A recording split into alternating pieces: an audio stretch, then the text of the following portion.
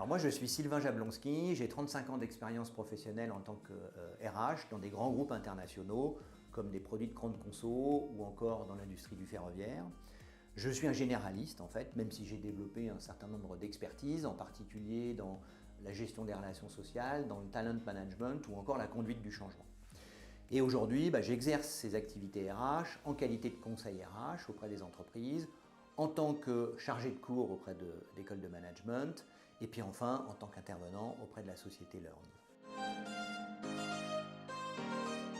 Le feedback, c'est d'abord un dialogue continu qui s'instaure tout au long de l'année entre le collaborateur et son manager direct.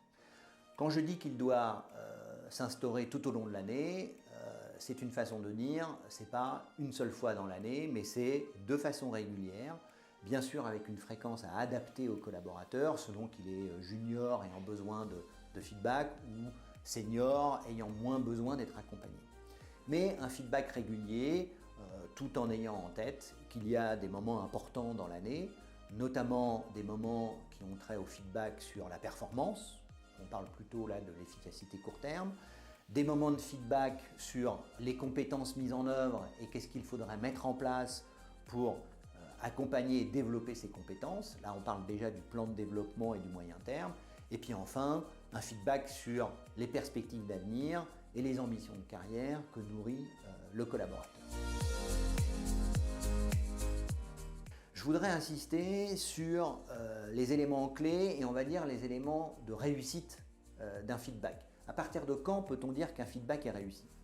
Moi, je vois 3 à 4 éléments essentiels. La première des choses, c'est qu'un feedback, ça se prépare, ça se planifie et ça se prépare. La deuxième chose, c'est qu'un feedback, il est composé d'éléments factuels, tangibles. La troisième chose, c'est qu'un feedback, il doit quand même à la fin rester positif. Bien entendu, on fait le point sur ce qui a fonctionné, sur ce qui n'a pas fonctionné, mais il faut garder une dynamique et privilégier quand même un feedback positif pour qu'il soit à la fin, et c'est mon dernier conseil, un feedback qui reste constructif et qui engage le collaborateur dans l'action et dans l'avenir.